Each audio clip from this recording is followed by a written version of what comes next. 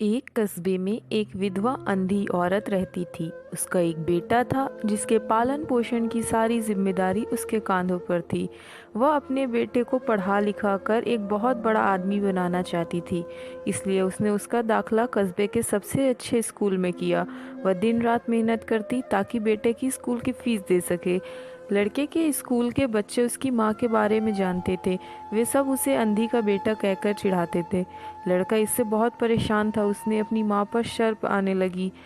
वह उसके साथ कहीं भी आने जाने से कतराने लगा था। जब लड़का बड़ा हुआ तो उसकी शहर में अच्छी नौकरी लग गई। उसने अपनी माँ से वादा किया कि शहर में मकान लेकर वह उसे लेने आएगा, लेकिन वह शहर गया तो फिर लौटकर वापस नहीं आया। उसकी अंधी माँ उसका इंतज़ार करती रह गई। कई महीने बीत गए, लड़के की कोई खबर नहीं आई। अंधी एक दिन उससे नहीं रहा गया और वह बेटे से मिलने शहर पहुंच गई। पूछते पूछते वह बेटे के ऑफिस पहुंची। वहां सिक्योरिटी गार्ड ने उसे रोक दिया। अंधी औरत ने गार्ड को अपने बेटे का नाम बताया और बोली कि उससे जाकर कह दो कि गांव से कोई मिलने आया है। गार्ड ने जाकर उसके बेटे को बताया। बेटे ने ऑफिस की खिड़की से देखा तो उसे अपनी माँ गेट के बाहर खड़ी नजर आई। वह ऑफिस के सबके सामने अपनी माँ की वजह से शर्मिंदा नहीं होना चाहता था। उसने कहला दिया कि वह ऑफिस में नहीं है। अंधी औरत वहां से चली गई। शाम को वह लड़का ऑफिस से घर जाने के लिए निकला। रास्ते में एक जगह काफी भीड़ जमा थी।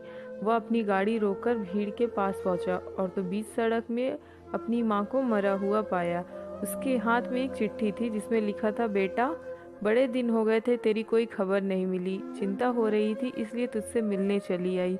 तू तो अब बड़ा आदमी बन गया है। तुझसे मिलना अब शायद मुझ गरीब की किस्मत में नहीं, लेकिन मैं बहुत खुश हूँ तेरे लिए। तूने अपने ही नहीं, मेरा सपना भी पूरा किया। मलाल है कि तेरी तरक्की देख नहीं सकती। काश बचपन में तेरी आंखों में सरिया न घुसा होता और मुझे तुम्हें अपनी आंखें न देनी पड़ती, तो तेरी तरक्की अपनी आंखों से देखकर सुकून से मरती।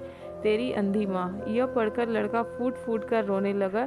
जिस अंधी माँ पर उसे शर्म आती थी, उसने उसके लिए कितना बड़ा बलिदान किया था। वह आत्मग्लानि से भर उठा और जिंदगी भर खुद को माफ नहीं कर पाया।